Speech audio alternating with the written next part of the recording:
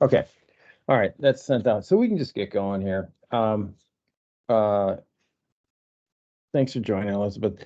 We've got, maybe more people can join on later on, but right now we'll just do this one. Our program we're talking about is Winter River today. Have you, I think you've been on it. Uh, Winter No, not River, the winter one. not the winter one? Okay.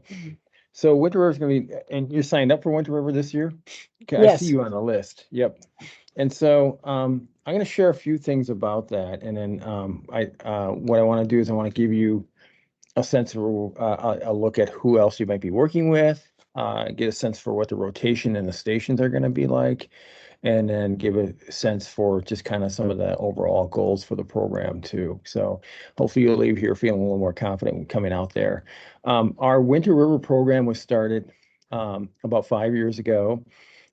We had one year where we weren't able to make it due to COVID, of course, but we were in need of a program that kind of connected our shoulder seasons of fall and spring. And so we came up with the idea of Winter River. We partnered with Fort Snelling State Park. And with that partnership, we designed this 4 rotation field trip. And the goals of the program include twofold. One is to make it recreation oriented, so kids are moving throughout the program. Having them be very active participants is one of the goals for the program. The other thing is we wanted kids to have some STEM-based education as well to kind of connect them to their schools, of course, and have teachers be able to take home some ideas for their classroom. Um, so we came up with this 4 station rotation. So the 4 stations include um, the fire station, which is basically it's a fireside chat by a ranger talking about different aspects of what the Fort Snelling State Park is like, and also some natural aspects in the park. Kids have their lunch there. We call it the fireside lunch station. So they'll bring a lunch, and then they'll have that uh, station to have a chance to kind of catch up with the ranger as well as eat. Um, Stations are 22 minutes long, and then there's a 5 minute transition period between them. After the second station that we have is a Tree ID station. This station has been evolving for since the inception of our program. Seems like every year it changes, and this is not no exception. So we've changed it again. Um, the Fireside Lunch Station is run by the National Park Service. So rangers will be at that station. The Tree ID station is run both by the state park, so DNR, as well as the National Park Service. And that is where most of our volunteers will be situated at the Tree ID station. And I'll show you that curriculum in a moment here too as well. So that is created by Sarah Anderson. She is a ranger with the DNR at Fort Snelling State Park, and she's great. She's got a lot of energy. I don't know if you ever met her, but Yeah. she is just she's great to work with, and she's got a lot of good ideas. And so she kind of assembled this based upon what we did last year. Last year, we were trying to do a little more about how trees are connected in the forest. And so we did a game with some hula hoops and things like that. Kids were very active. This year is less active, but nonetheless, their kids will be moving through some activities with it. You'll see when I show you the curriculum for that. So that is the main station that will be for volunteers. I staff those stations first, and then you'll see once I show you the schedule where things are located. That'll give you a better overview. The third station that we have is the Old Deer Station, and that talks about deer habitat. And it is a station also that involves some animal tracks. I imagine we just hired a new river educator, and she's at a Wargo Nature Center, and she has some expertise in animal tracks. So I imagine at some point, maybe next year, we might upgrade our animal track component of that Oh Deer station too. But right now, they get a chance to see. We had a donation from the University of Kansas of a deer skull as well as some artifacts. So kids get to see real artifacts from that university and able to kind of explore what a deer looks like. And then we play a game called Oh Deer, which shows about how deer survive and how population numbers rise and fall. The fourth station is our our famous stuffed animal hunt. So we go out and hide stuffed animals in the woods. Kids strap on snowshoes and they try to find they get a picture of an animal, of a stuffed animal, and they try to find that animal. Once they find that animal, they come back and they do a debrief talking about what animals are native to this habitat. So we talk about a lot of which animals are kind of be um, uh, in their natural surroundings in that area. So we would hide obvious things like a squirrel, uh, an eagle. Of course, they get to see an eagle's nest usually. The eagle's nest has been out there the whole time. It's been fantastic. Kids love it. And then we also throw them for a loop. We hide a dragon, things like that. So fun things so they can find. So those are the four stations. After 22 minutes, they get a 5-minute transition period, like I said. And when school buses do come and they'll arrive in a parking lot there. We do it at Shelter A, which is on Picnic Island. I don't know if you've ever been out there, but Picnic Island is generally the first right turn you see after the gates. And you go and you'll follow signs to Picnic Shelter A. And you'll park in the second parking lot that's out there. You'll see where everyone else is parking. And then we just join and gather once the buses arrive and kids unload. We do a quick circle, about a 5 to 10 minute circle. Hopefully not 10 minutes, but less than 10 minutes. We want to make it quick to introduce the area to them because kids are just, some kids have not seen that park. And so just kind of give them a chance to kind of exhale as they come off the bus and kind of connect with their team. And then we do like a sorting hat thing, like a little Harry Potter sorting hat. We send them off to their stations, their first stations, and they gather with the leaders of the stations. Each station has a leader. So the fire station, like I said, will have a National Park Service or a DNR leader. The same with the tree station, will have a National Park Service or a DNR leader. The Old Deer Station will have a river educator leader, and Wilderness Inquiry runs the stuffed animal hunt. And so each of those have a nice leadership component to them.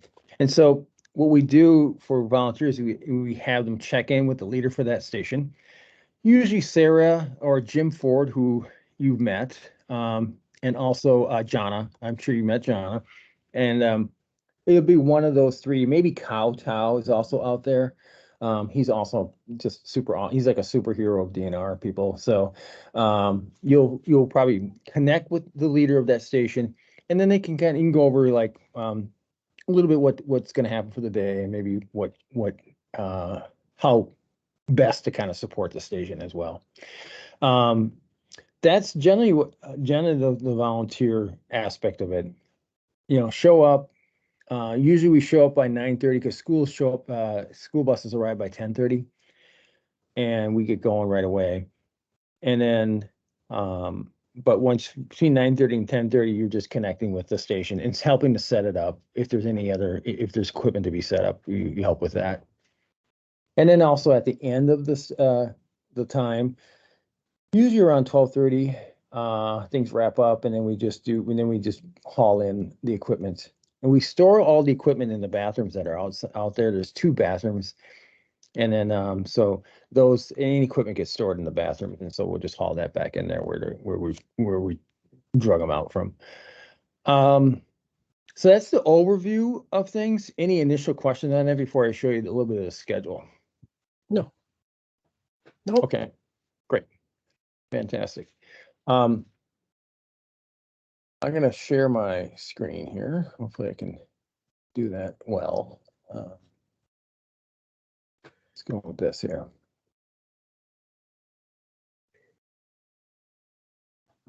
Okay, are you seeing anything on this? Yes, now it's your full screen. Okay, so you can see this Winter River schedule. Yes. Great. So this is our volunteer list. This is a schedule for volunteers. It's our Winter River scheduling. We schedule everything out of this. And so you see your name on here. You should, right there. as well as here. And I can link you into this. I can share. I can link you into this. I can share this with you. Not sure what's going on.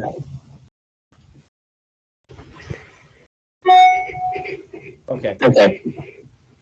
Are you getting? Echo? No, I'm fine.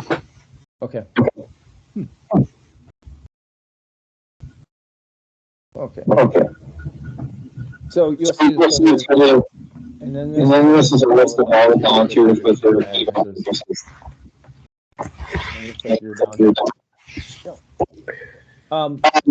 As far as school schedule, we have those right here. Up here, you'll see February 13th is not scheduled. That may be filled by school. That's an open date.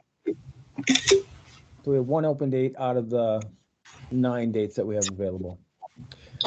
So as far as dates go, we do schedule down here. You can kind of see here in this area, you can see makeup dates. And so usually those are on a Friday or a Monday. So like say Sunnyside Elementary just had a bus trouble, or there's all of a sudden we had a blizzard. They could schedule for the 16th if they wanted to do a makeup date the same week if they wanted to, or check on the Monday there. So we do reschedule schools that have snow out dates or weather related dates or any busing issues. And then that's why we also ask for volunteers to kind of select some dates for the makeup dates as well. You can contact Emma Vandy, our MPC volunteer coordinator, for that. So that's our schedule. As far as our Winter River Tree ID station goes, the station where we're going to host most of the volunteers at, this is the curriculum for that. I will also share this out to you so that you kind of get a heads up on what the station looks like.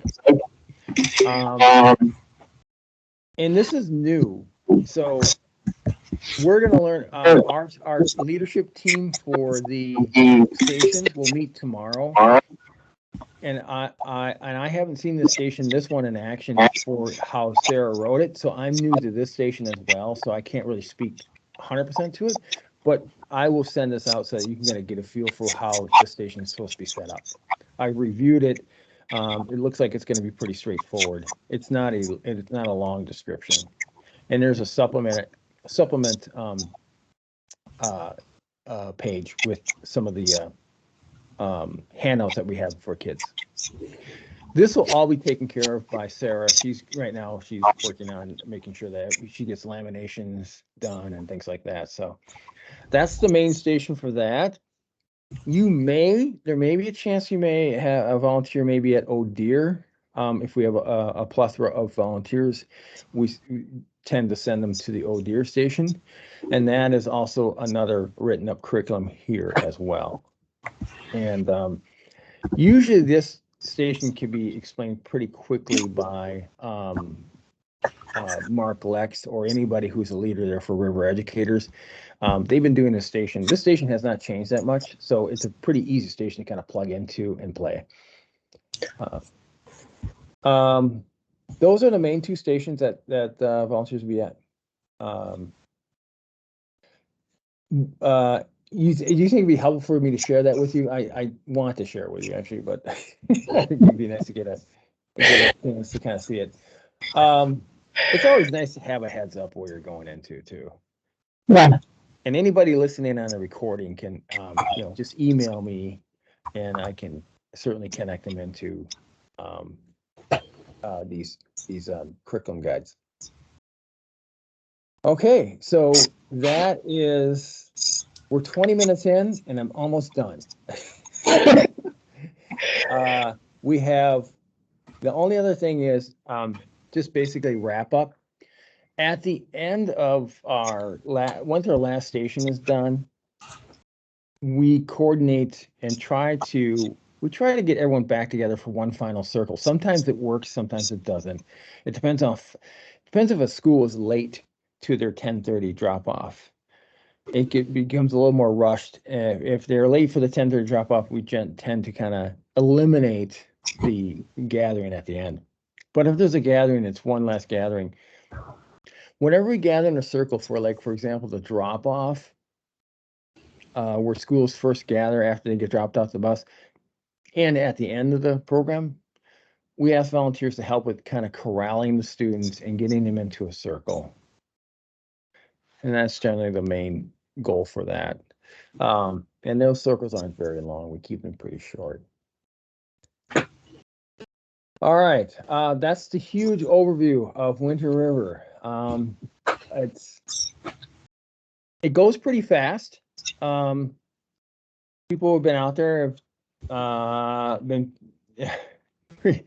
they're like, oh my God, 22 minutes just went so fast. Yeah, 22 minutes goes pretty fast once you're out there. We'll have, for transitioning the students, I believe usually you'll have a volunteer at the end of the stage, like say at let's say rotation 1, at the end of one of the stations, the team leader for the station will ask a volunteer to escort the kids to the next station. So sometimes that might be a volunteer job. I actually think that's a nice job to have, because you get the chance to talk to kids and get a chance to kind of relate to them. It's fun. And then you also get the chance to also take a look over. We're also asking volunteers too, because one of the goals for this program is not just, the theme is adaptation. And it's not just adaptation of wildlife, it's adaptation of humans. And so we get a chance to kind of get kids out in an experience that sometimes is challenging for them. And so we do our best to send out, we send out a program guide to teachers as well. That program guide is, let's see where we're at here. Here's the program guide that they get. So all teachers get this big, huge program guide. And so they'll see everything that they need to do to prepare for the trip here, including some of the overviews of lessons, and then they get pre and post lessons with this as well. So it's quite a comprehensive program guide. And we work really hard on basically getting kids prepared with this winter safety and comfort and clothing and safety sections. We ask teachers to start earlier rather than later to get kids outfitted and ready to go. 90% of our student groups, I'd say over 90% of our student groups, come really prepared. There's always that 5% that will have flip-flops on or something like that, or just a really simple tennis shoe. And we do have emergency clothing supply. Wilderness Inquiry helps us with that. And so if you notice that a kid needs something, or like mittens or something like that, we do have a program float. That program float's usually me, or it might be Jim, or it might be Jana, who are floating between the stations. So if you catch us, we can get that kid some clothing, and so they can kind of enjoy the rest of their time on the field trip. We just don't want kids to have too negative an experience on the outdoors. That's one of the things that is my goal with this, is make sure they have a positive outdoor experience in winter. So getting kids to get proper clothing is important. So that's that. So now you know kind of the teacher end of things, how they get prepared. They follow the program guide. They'll get a reminder too here on the 1st of February, which, oh my God, it's coming up. When did it happen? So yeah, I got to send out on February 1st. I'll send out this program guide again. They already have it, but I always send it out twice, and just remind them, make sure they're getting prepared. Okay, that's the big overview, Elizabeth. Any questions? I mean, you may have something kind of pop up like, oh, no question, of course, is inappropriate. Just let me have it. Yeah, that sounds good to me. Okay. I would like to see the curriculum guide, and I might be interested even if you wanted to send the program guide, just so I can see what it says. Yeah, you want to link in the program guide? Sure. Yeah, absolutely. All right, so after this meeting, I'll send you those links out. Get you going on that. 1 second here. I think you hit China Austin. Okay. So the second half was supposed to be for Mississippi River Explorers, for volunteering for that. Jonna is in a meeting with another person today. She's going to give some overview on that. I can give you a brief overview, but what I would suggest is that if you have questions on anything related to Mississippi River Explorers, if you're signed up, I don't know if you're signed up at all for volunteering for that at all, but that is a program that was started in conjunction with Wilderness Inquiry. And so that program is generally done in March, all throughout March. It's a cool program.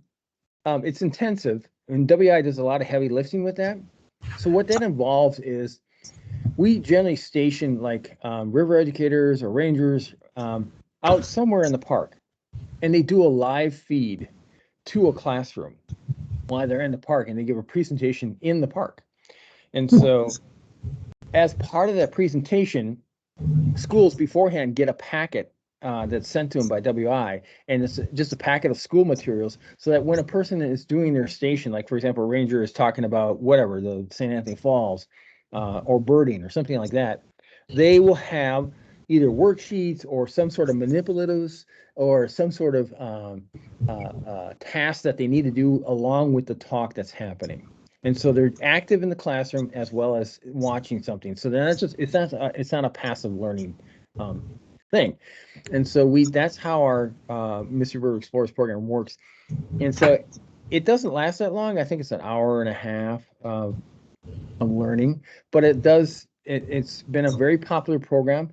It's not just popular in Minnesota. It gets beyond our borders significantly. Yeah, we're pretty happy about the response that this program's had. And so any questions on MREs, if you want to volunteer for that, go through Jonna Austin. So it's Jonna, JOHNNA _ Austin, AUSTIN at mps.gov, and I can send that out too. Or you can contact me, David Kappelhoff, on our website through Park Connection. I'm listed in the staff guide.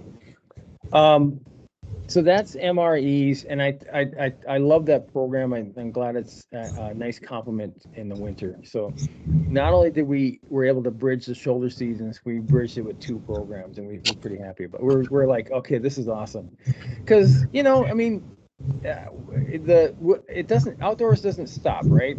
So we want that's why these 2 programs are really kind of nice 1-2 punches for the winter. It helps you get over into the spring season. All right, it's about 1:30. This is about half the time that I thought it would be. It would have been longer if I could have got John here talking a little bit more about MREs, but I think that's about all I have for now. If there are other questions to be had, I'm at dkappelhoff@parkconnection.org. It's DKAPPELHOFF and I'll share this this video recording out to anyone who wasn't able to make it as well. So Elizabeth, you get bonus points. We'll put those bonus points in a package for you and try to get you some swag or something. I can imagine. Watch, I go back. I'm gonna check again on the Google Meet. It's like a pile up of people who were checked in, and well, we'll send them the link to this. It'll be fine. All right. Well, thank you so much, Elizabeth. Let us know if you have any questions on anything else. We're here to help. As you know, I mean, you're a well-known superstar in our organization, so we appreciate you making it out. Okay, thank you. Yep, you got it. All right, enjoy the rest of the day. You too.